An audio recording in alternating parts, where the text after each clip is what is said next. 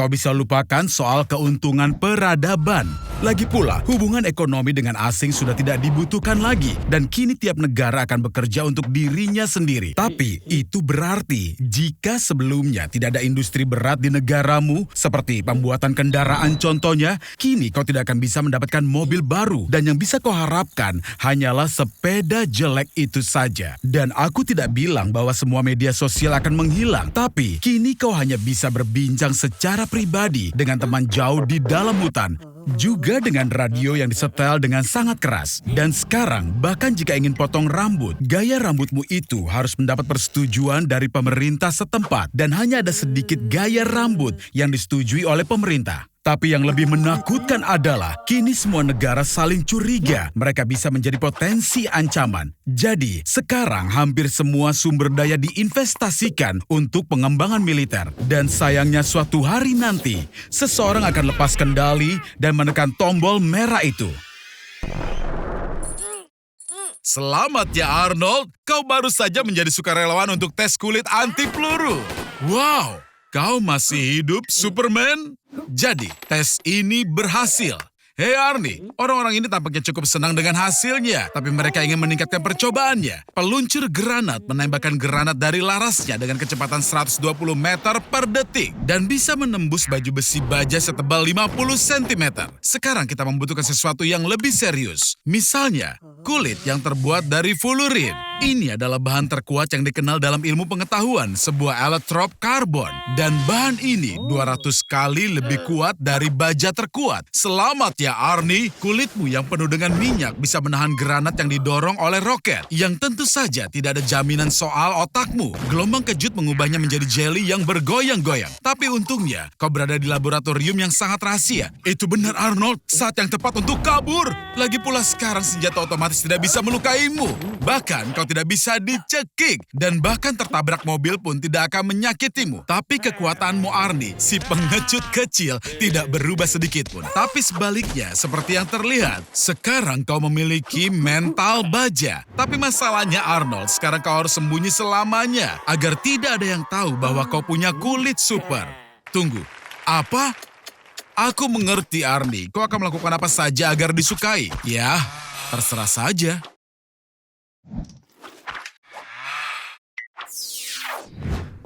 Seluruh planet ini terinfeksi virus diare dari Tiongkok. Tapi aku membuat darahmu menjadi satu-satunya vaksin yang ada. Ada 7 miliar orang di dunia dan semua orang sedang memburumu. 195 negara telah memposting fotomu di semua media. Kau ada di semua database kepolisian dan bukan hanya polisi di seluruh dunia, tapi semua pasukan khusus terbaik di dunia akan mengejarmu. MI6, intelijen Inggris yang telah bekerja sepanjang waktu selama 100 tahun berturut-turut. ISI, ini adalah badan intelijen antar departemen Pakistan dengan jumlah terbesar di dunia, 10.000 agen. CIA, awas Ernie, mereka suka menyiksa orang. Badan Intelijen Kanada dengan anggaran pencarian lebih dari 507 juta dolar Amerika. Apa kau yakin bisa bersembunyi dari mereka? Karena kau ada di setiap ponsel dalam media sosial. Kau menjadi lebih populer daripada Greta Thunberg. Aku yakin dia iri padamu sekarang. Bagaimanapun, kau dapat membantu menyelamatkan umat manusia. Berikan saja mereka darahmu sampai tetes terakhir. Pasukan khusus elit dari semua negara sudah datang untuk menangkapmu. Angkatan Laut Amerika Serikat, pasukan Gendarmerie Nasional Perancis, pasukan macan tutul salju Cina. Tapi tentu saja, bahkan seorang anak sekolah dapat menangkapmu. Big Brother sedang mengawasimu. Di kota New York saja, ada sekitar 20.000 kamera pengintai. Mereka mengambil foto, membandingkan jarak antara fitur utama pada wajah, hidung, mata, mulut, sehingga data diubah menjadi kode numerik seseorang, cetakan wajah, dan diverifikasi dengan database. Selain itu, di Darknet, siapapun bisa membeli database gambar dari kamera video kafe, rumah sakit, pusat perbelanjaan, bahkan di dekat markas utama FBI. Itu artinya mereka dapat mengetahui lokasimu 5 menit yang lalu. Tangkap ini, kacamata ini dengan LED inframerah di dalamnya akan membantu menyembunyikan wajahmu dari kamera. Bagi mereka, wajahmu akan terlihat seperti titik buta yang bercahaya. Tunggu sebentar, kau lupa baterainya. Ini tidak cukup. Kau membutuhkan penyamaran. Merupakan ide yang buruk makan donat sebanyak ini. Mereka memprovokasi akumulasi gas yang berlebihan. Cepat lepaskan anginnya.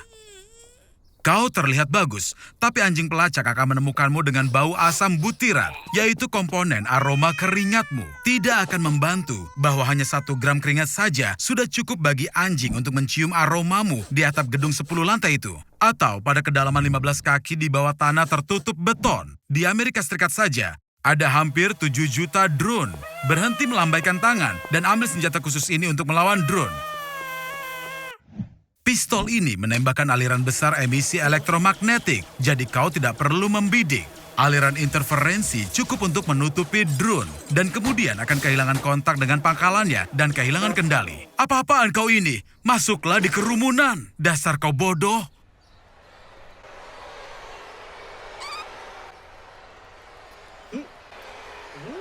Nah, kalian harus berciuman. Dr. Joe memiliki formula rahasia yang bisa mengurangi rasa sakit. Tapi kau yang berambut merah membutuhkan lebih banyak anestesi daripada orang biasa. Hal ini disebabkan oleh gen yang memberi warna rambut merahmu. Tubuh kita terdiri atas sejumlah besar sel. Agar sel bisa berinteraksi, ada protein khusus dalam membran sel, saluran ion. Saluran ion merupakan gerbang untuk menuju indera. Berkat saluran-saluran ini, kita bisa merasakan hangat dan dingin, mencium dan mengecap, dan juga mengalami rasa sakit. Kau bisa makan banyak coklat, Arnold. Terbukti secara ilmiah bahwa coklat bisa menyebabkan sakit kepala. Menurutku, Arnold, cacat ini cocok untukmu. Karena kau tidak akan pernah merasakan sakit fisik yang harus aku bebankan kepadamu. Tapi jangan merasa senang dulu, sobat. Rasa sakit juga bisa bersifat emosional. Jadi tunggu dulu. Sebagai contoh, cinta tidak berbalas. Jenis rasa sakit ini dialami oleh orang-orang yang menjual Bitcoin mereka pada tahun 2015. Arnie, kawan, bergembiralah. Kau tidak merasa sakit dan ini bisa membantu meningkatkan aksen pada individualitasmu.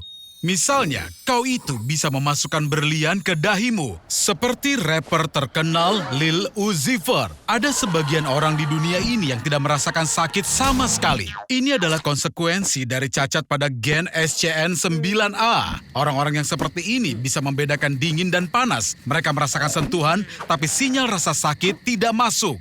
Arnold, apa kau yakin mau menghajar pacar tagai karena ciuman itu? Ingat, Arnold, tidak merasakan sakit bukan berarti kau tidak bisa mati. Kau harus pergi ke rumah sakit secepatnya. Tampaknya, kau masih si pemalas yang sama. Jadi, saat kau tidak merasakan sakit, bahkan selotip biasa pun tidak masalah. Ups, sepertinya efek obat Dr. Joe sudah berakhir. Selamat datang kembali ke kehidupan normal, Arnie. Aku putuskan untuk ke kamar mayat dan mengucapkan perpisahan padamu. Dan astaga, kau masih hidup? Tidak, kau telah dibangkitkan. Sepertinya ramuan yang kau minum tadi itu berhasil. Sekarang kau abadi. Kuucapkan selamat, Arnold. Sekarang kau akan jadi organisme yang hidup paling lama di bumi ini. Kini tubuhmu beregenerasi. Dan ungkapan penuaan sel kini hanya jadi lelucon untukmu. Jadi, bagaimana kau akan memanfaatkan keabadianmu? Aku paham, kau akan menyeberang jalan saat lampu merah. Melecehkan gadis manapun. Kau juga akan memenangkan kontes mirip Kenny McCormick. Itu konyol sekali. Kau punya usia yang tidak terbatas. Dan kau habiskan untuk itu? Arnold, kau bisa mempelajari apapun di dunia. Mempelajari ilmu bela diri apapun. Dan bahkan menjelajah dan menjajah galaksi baru. Arnold, bagaimana kalau kau berhenti menyia-nyiakan waktumu? Oke, jadi mungkin selama 200 tahun kau akan menyaksikan semua serial Netflix. Sepertinya kau jadi sedikit bosan, ditambah rumahmu mulai membusuk dan kau masih tetap muda. Salah satu kekurangan dari keabadian adalah kau harus ditinggal oleh semua yang kau sayang. Ditambah, dunia di sekitarmu berubah dengan cepat. Tapi kau akan tertinggal dalam prosesnya. Dan di masyarakat, kau akan merasa berlebihan. Segala hal yang sebelumnya penting bagimu perlahan akan menghilang. Seiring waktu, segalanya tidak akan menyenangkan atau mengejutkanmu karena kau sudah melihat semuanya. Kau akan jadi sangat tertekan. Maaf kawan, tapi itu percuma. Hentikan Arnold, kau tahu dirimu itu abadi. Arnold, ayo kita tonton acaranya. Arnold, oh oke, aku tidak akan mengganggumu.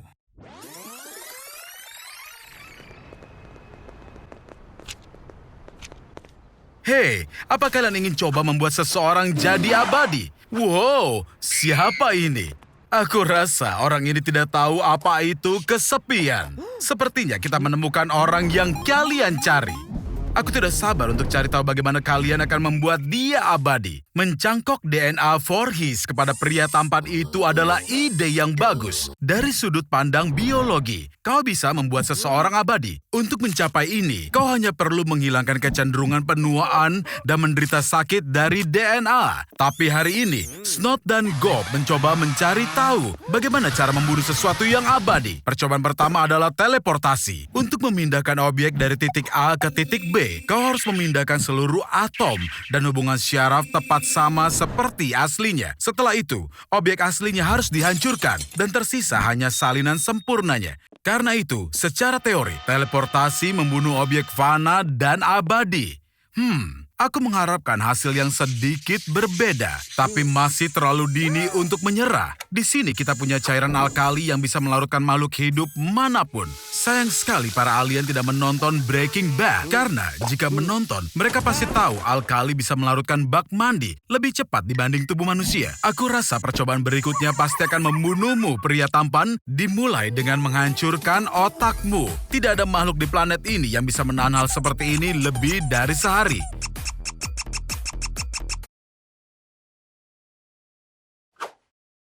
Kau masih hidup? Baiklah. Beruntung sekali, Snot dan Gob baru saja mencuri penggiling daging besar ini kemarin.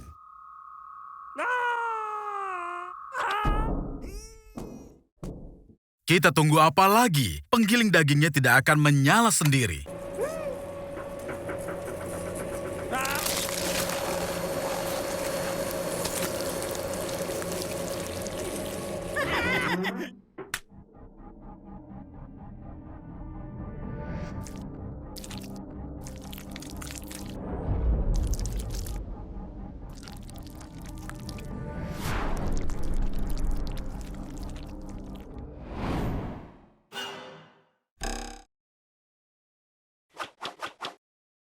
Sepertinya dia kehilangan ingatan.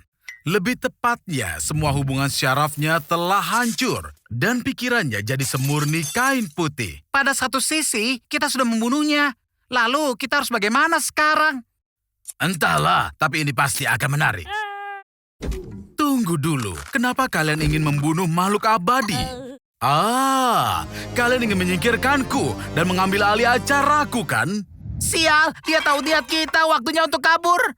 Tidak masalah, kita akan buat acara sendiri, lalu kita akan jadi hebat. Pergi! Maafkan aku, kawan, aku bahkan belum tanya namamu. Oh, Arnold, senang bertemu denganmu. Hei, jangan makan di supermarket. Sayuran itu adalah GMO, artinya organisme rekayasa genetika. Tomat ini mengandung gen ulat sutra, dan mentimun normalmu ini punya kemiripan 40% dengan manusia dari sudut pandang genetik. Tapi jangan takut, GMO tidak menakutkan, dan aku tahu cara membuktikannya kepadamu. Ayo merekayasa genetika dirimu, Arnold. Adalah ilegal untuk melakukan eksperimen itu kepada manusia. Namun pada 2018, dua bayi hasil rekayasa genetika lahir di Cina. Mereka diprogram untuk kebal terhadap HIV. Sekarang kita berada di laboratorium rahasia Pentagon. Mereka terutama memproduksi tentara transgenik. CRISPR-Cas9 adalah teknologi baru yang memungkinkan DNA satu organisme ditanamkan ke DNA organisme lain. Seekor ikan biasa ditanamkan dengan gen dari ubur-ubur bioluminescence. Sekarang ini jadi ikan glowfish. Sayuran dimodifikasi untuk bisa disimpan lebih lama dan rasa lebih enak. Tapi bagaimana denganmu, Arnold? Kau ingin menjadi lebih tinggi? Kita bisa menggunakan gen Michael Jordan. Dan kami akan menghapus gen berkeringatmu sehingga kau tidak akan bau lagi. Dan inilah Arnold versi 2.0. Kehidupan baru telah dimulai. Tanpa keringat, orang akhirnya mau duduk di sebelahmu di bis. Dan nenek tetanggamu akan berhenti memanggilmu si jomblo cebol berambut merah. Dan memanggilmu si jomblo berambut merah. Iya, rekayasa genetika belumlah sempurna. Tapi ini masa depan. Aplikasi desain bayi GMO akan segera hadir dan akan mungkin untuk menghapus gen kekejaman dari penjahat. Ini adalah tahap baru evolusi. Mimpi indah Arnold 2.0. Hei, apa yang terjadi? Arnold, kau mencuri semua jarum suntik dari lab itu? Apa? Kau ingin menyuntikkan diri dengan gen stroberi agar kau bisa harum? Dan gen corgi untuk bokong sempurna? Jangan lakukan ini, Arnold. Hentikan! Astaga, apa yang telah kita lakukan? Ternyata aku salah. Rekayasa genetika berbahaya tidak hanya untuk organisme, tapi juga untuk seluruh kota.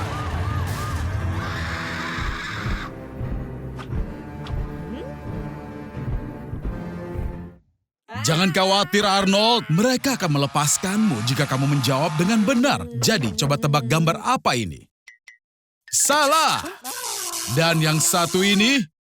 Bukan! Ayo, fokuslah kawan. Eksperimen semacam ini dilakukan pada tahun 1950-an di Amerika Serikat. Tujuannya adalah untuk mengembangkan kemampuan paranormal pada tentara untuk mendapatkan keunggulan dalam perang dingin. Subjek uji coba diberi LSD karena LSD secara signifikan meningkatkan aktivitas koneksi saraf. Hei Arnold, ayo coba tenangkan dirimu. Bahkan seekor tikus pun bisa belajar lebih cepat dari itu. Iya, benar. Ini bukan tikus biasa. Dia memiliki chip di otaknya. Para ilmuwan membuktikan kemungkinan mentransmisikan impuls syaraf dari jarak jauh pada tahun 2013. Tikus-tikus itu berada di kota yang berbeda, tapi mereka bertindak bersama berkat elektroda yang ditanamkan di otak mereka dan juga internet. Sepertinya Elon Musk akan mencoba semua cara yang berbeda untuk mengembangkan telepatimu secara bersamaan. Arnold, berhenti! Kamu ini belum menguasai keterampilan barumu, sobat. Membaca pikiran memiliki banyak manfaat. Sekarang, orang tidak bisa menyembunyikan apapun darimu. Tapi aku harus memperingatkanmu, kamu tidak akan menyukai semua yang mereka pikirkan. Kelebihan dalam suatu hubungan, kamu bisa langsung mengetahui apakah pasanganmu benar-benar mencintaimu atau tidak. Bahkan, kamu juga bisa memahami bahasa hewan. Dan kamu akan menemukan pasangan yang sempurna. Tapi, bagaimana jika semua orang bisa saling membaca pikiran? Dunia yang ideal tanpa kebohongan atau kepalsuan? Atau mungkin tidak. Hei Pak, jangan tersinggung jika menurutnya hidungmu itu penuh dengan jerawat. Astaga, ini adalah suatu bencana. Jangan, Arnie, hentikan. Jangan coba-coba berani memikirkan itu. Hari ini kamu berada di area 51 dan sekarang kamu akan diteleportasi. Aku akan menjelaskan cara kerja teleportasi. Partikel A dan B terjerat secara kuantum. Itu artinya keduanya bisa berinteraksi lebih cepat dari kecepatan cahaya. Jika kamu memindai partikel C dan interaksinya dengan A, maka B bisa diubah menjadi C. Sekarang yang kita lakukan adalah tinggal memindai 7 oktilion atom di tubuhmu dan menciptakannya kembali di sisi lain bumi. Ini dia. Phew, itu berhasil. Atau mungkin tidak. Menurut hipotesis, semua neuron di bumi memiliki 2 kemungkinan siklus hidup. 1% neuron bisa bertransisi dari satu dunia ke dunia lain, menjadi neuron cermin. Jadi, Arnie, sobat, kamu berakhir di alam semesta paralel. Dan tidak ada pandemi di sini. Di sini, teknologi luar angkasa berkembang sangat cepat dan memprovokasi serangan alien. Dan aku pikir tahun 2023 milik kita adalah yang terburuk. Maaf Arnold, tidak ada yang bisa menyelamatkanmu sekarang. Kecuali yaitu kecerdasan buatan. Yang juga memutuskan untuk mengambil alih dunia secara diam-diam. Cepat Arnold, ambillah senjata portal. Itu bisa membawamu pulang. Arnold, jangan, itu bukan alam semestamu. tepat pada saat yang paling menarik. Sekarang kamu harus mengikuti link dalam deskripsi untuk mengetahui bagaimana akhir dari semua ini. Baiklah, aku keluar dari sini. Bagaimana denganmu? Arnold, kau memang selalu jadi sumber masalah. Itu terlihat sangat buruk. Kau perlu masuk rawat inap segera. Kau tidak akan berhasil sampai rumah sakit. Jantungmu bisa berhenti. Kau memerlukan transfusi darah darurat untuk menjaga tekanan dalam sistem peredaran darahmu itu. Selama Perang Vietnam, infus kelapa kadang-kadang digunakan untuk mengobati yang terluka. Hebatnya, air kelapa sangat mirip dengan plasma darah manusia. Jadi, apa yang kita punya? Cola? Baiklah, ayo mulai kerjakan. Tapi pertama kau harus membuang semua gasnya. Jika gas yang terkandung dalam minuman masuk ke dalam pembuluh darah, itu benar-benar akan meledakkanmu dari dalam. Cola mengandung gula, glukosa. Ini adalah sumber energi cepat yang sempurna dan memungkinkanmu untuk benar-benar jadi bersemangat. Ini terlihat berfungsi. Cola telah mengalir dalam tubuhmu. Tapi penampilanmu sedikit berubah, sobat. Bahkan rambutmu jadi berubah warna. Tapi di sisi lain, kau akan menjadi tamu yang paling disambut di pesta anak-anak manapun. Dengan begitu banyak kafein dalam cola mengalir melalui pembuluh darahmu, kau hanya perlu tidur setiap 3 hari sekali. Sekarang kau punya lebih banyak waktu daripada orang biasa. Lagi pula, bahkan atlet profesional pun minum cola untuk mendapatkan energi yang cepat. Dan kau selalu bisa mendapatkannya dengan mudah di supermarket terdekat. Jangan, hentikan dasar kau kamikaze gila. Hanya satu Mentos saja yang bisa mengubahmu menjadi rudal darat ke udara. Jangan khawatir, itu tidak akan merusak harimu. Cola bahkan membantu memerangi depresi ringan. Tapi, sejujurnya Arnold, cola dalam darahmu sebenarnya mematikan. Mata, ginjal, saraf, dan jantungmu akan paling menderita. Ya, tampaknya cola bukanlah pilihan. Jadi, bagaimana kalau kita coba Pepsi lain waktu? Suatu hari yang cerah, sama sekali tidak ada tanda-tanda bencana. Arnold telah dikurung di sebuah hypermarket sampai akhir hayatnya. Kalian mungkin bertanya kenapa, dan jawabannya adalah hanya karena aku hanya ingin mengurungnya di hypermarket. Di sini kau bisa makan manisan dan permen sepanjang hari. Dan kau bisa berkeliling toko dengan troli. Yang kau mau barang-barang untuk rekreasi, olahraga, pakaian, dan bahkan obat-obatan. Rata-rata ada 120.000 produk berbeda di hypermarket yang akan memberimu 50 tahun kehidupan tanpa beban. Tapi sayangnya tanpa listrik, sebagian besar barang-barang ini akan rusak keesokan harinya. Pada suhu normal, segudang susu yang ada di toko akan basi hanya dalam 18 jam. Ayam segar dan juga daging sapi semuanya akan rusak dalam sehari. Kue dan kue kering akan bertahan sedikit lebih lama, mungkin 36 jam. Jika beruntung, kau bisa coba siapkan. Mengasinkan ikan dan mengeringkan roti. Kemudian keawetannya bisa diperpanjang selama bertahun-tahun. Tapi hey, manfaatkan hari ini, iya kan Arnold? Setelah seminggu, sayuran dan buah-buahan juga akan rusak. Dan kau harus beralih ke sereal. Tapi bahkan untuk itu akan menghabiskan persediaan air yang terbatas, yang bisa kau minum setidaknya selama 10 tahun. Kau bisa mencoba menambah dengan menyaringnya melalui batu bara dari perkebunan dan kemudian membersihkannya dengan perak. Oke, jadi mulai sekarang, makanan yang biasa kau makan adalah makanan kaleng. Rebusan daging sapi bisa bertahan hampir selamanya jika kemasannya tidak rusak. Dan acar mentimun dan tomat bisa menjadi tambahan sumber air. Jadi, 3 ton makanan kaleng yang ada di toko akan bertahan selama 8 tahun.